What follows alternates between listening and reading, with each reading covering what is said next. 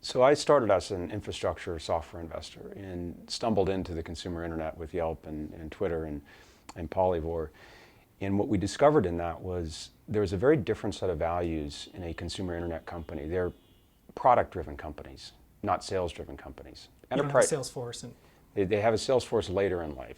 And what we discovered is that you could take product-driven entrepreneurs and back them in the enterprise market and achieve orders of magnitude more scale than you could with a sales-driven model. So product-driven entrepreneurs care about usage of the product. They care about delighting the user, the consumer science of is the user getting what they expected. Sales-driven companies care more about big quotas, enterprise briefings, top-down, convince the gray suits. And what's exciting in the moment we're in right now is that we're investors in companies like Dropbox and Zendesk and New Relic.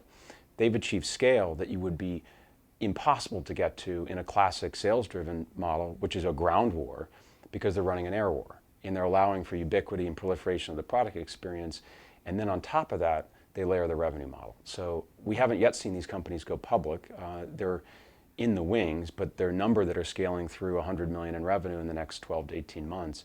And I think they're going to reshape the dialogue around enterprise, and it's going to look much more like product-driven companies, and that's why you talk about Dropbox and put him and Drew in the same category as a Jack Dorsey or a Mark Zuckerberg. And I think that era is just starting to be unleashed.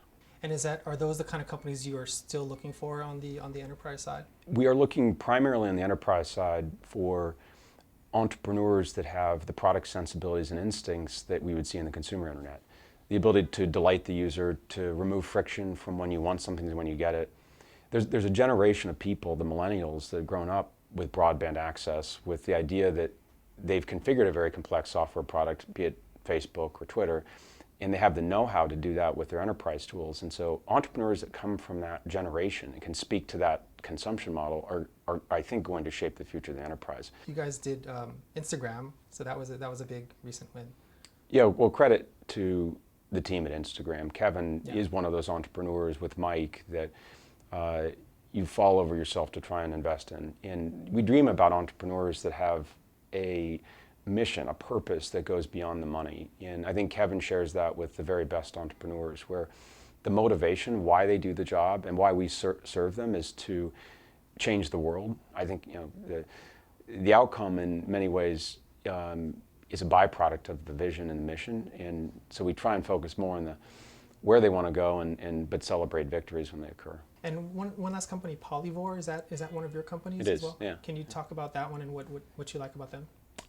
What we're excited about with Polyvore is that it's a consistent thesis to what you would see at Wikipedia or the company we most wish we'd invested in, GitHub, or Yelp, or TripAdvisor, where a small group of people are creating beautiful content that a mass audience can consume. And I think you see this also in companies like Pinterest. So Polyvore has the largest community of fashion creators on the web, and they have 15 to 20 million uniques every month that come to consume that content. And there are no editors and creative they create sets as the object of that gets viewed like a pin board. Their view is a set. And the community generates all that content. So it's the creative destruction of the media business model when the users create the content, it's curated and put into a format where it can be digested by the mainstream. And it's changed the way people discover fashion trends. It's changed the way they discover what items they want to buy. And there's all sorts of data and analytics that come out of that, which give you a sense of where the world's going in fashion that wasn't possible before.